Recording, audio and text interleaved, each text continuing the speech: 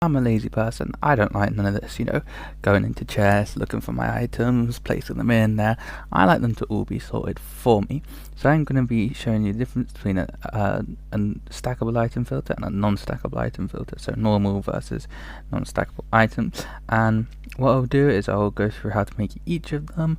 I'll explain how they work, and then I'll explain, the wider purposes, because they're two different contraptions at the end of the day that do, obviously, different things. So let's start with the stackable item filter. So we're going to want to start by placing our two double chests here and hoppers facing into them. I said hoppers facing into them.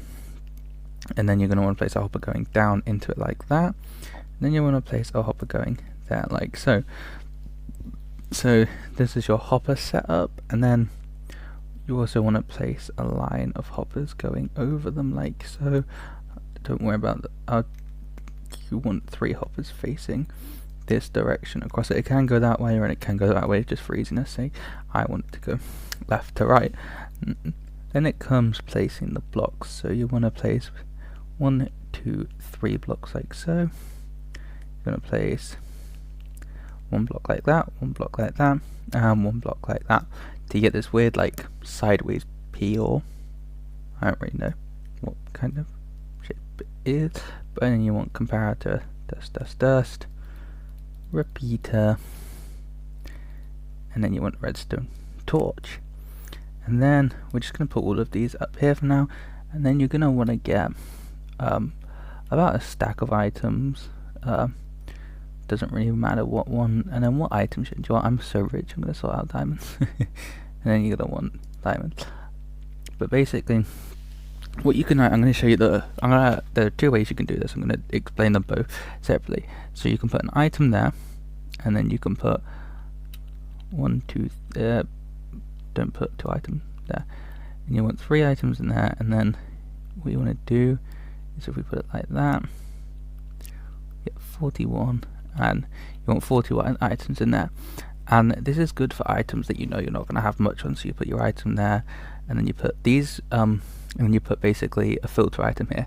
Now what I recommend doing is renaming, putting an item that you don't usually have, actually that you don't have at all. Put an item that you don't have at all in there, and make sure it's renamed to something really unusual, because basically if you put a stick in here, it breaks it. So by renaming these sticks to something like subscribe, it means if I put no sticks in subscribe there, because I never use sticks named subscribe apart from filters, it means that you won't break it. So that's a quick note. And then the other way you can do it is you can make sure there's one of your subscribe sticks. I'm going to keep calling it that. And then you can put 41 in yeah, I said you can put 41. Okay, you can put 41 items in there like so. And what you should see happen, if I put my 23 diamonds in there, we'll let it go, and you can see my diamonds are getting put into there, and it goes up to 42, and eventually when it's all filtered through, it goes back to 41, and we should go in here and we have our 23 diamonds like so, because this point's in there, which means it's not there, and there's a few, yeah. But there, then we get our 23 diamonds, which is nice stuff. And obviously if we put something like a couple barrels in here, that would pick barrel, the barrels go straight across here like so. And now this basically item filter is great for stuff like sorting system. So you can actually, this is a tileable design, so you can effectively stretch this across here, and then you can put each of your items in here. It's great for stuff like key card, entrances, and basically anything where you need one item going into one chest will use this setup. And how it works is basically this is currently an output of 2. This is a signal strength of 2. This hopper is giving signal strength out 2. When we add one more item, it gives a signal strength of 3, activates that, and lets it fall down. And because it's in the first slot, it will only allow 1 item to fall. And that's why, and we basically do something very similar for our non-stackable item filter.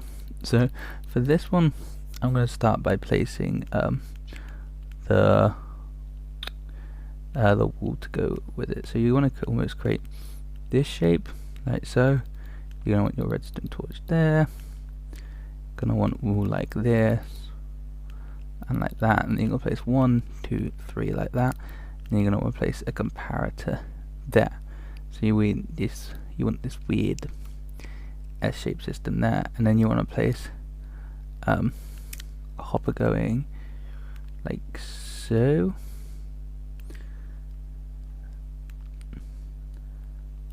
You actually need it to go. You want the same thing. You want 3 hoppers running across. This is where you'll put the items, and then you want to place a chest like here. Actually, you want to place your chest here. Then you want it like this. This is what you need. Like I said, they're both very, very simple. So this is the stuff you need. You need 3 hoppers running across there, 1 hopper facing that way into this chest, 1 redstone torch, or 3 like that, and your comparator there. And then I'll show you that we can actually use our sticks again, and we can we'll get our spoons. We'll get spoons out. I don't know how many I need, but look, if you'll see that if I put a shovel in there, we'll see. Actually, I reckon, yeah, it's in there. So if I put another one in there, actually, we can put all of them in there. You see, we get 3 spoons in there, and then 1 gets stuck in there. That just happens because this redstone torch is still powering it, so there'll always be 1 stuck in there, no matter what item you put there. And then if you see, we'll put our diamonds in there. I didn't mean to put the glass in there, but you should see they're going across there, like so.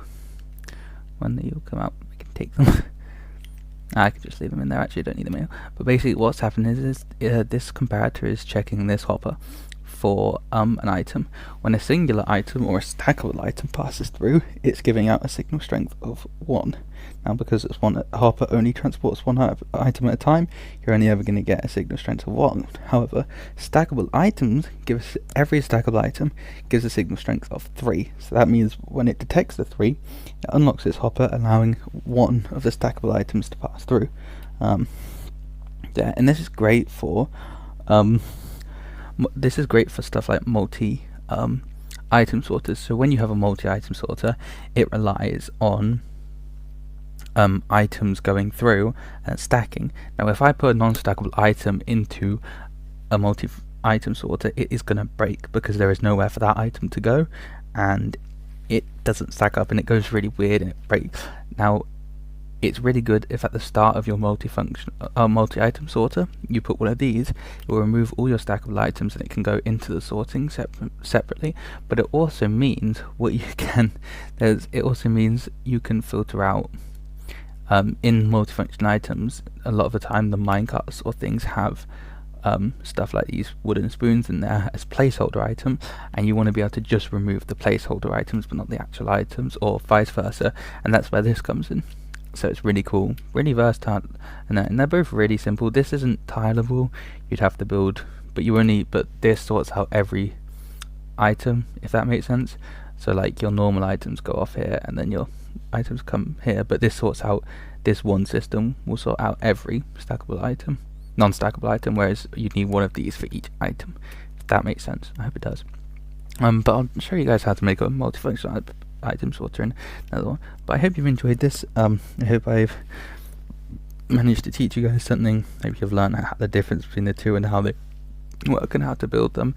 I suppose you know what they do actually. That was very stupid, because if you're searching this video, you're watching it because you need to know. But anyway, I want to thank you all for watching. If you did enjoy it, hit the like button and subscribe, turn on notification bells for all future updates of videos.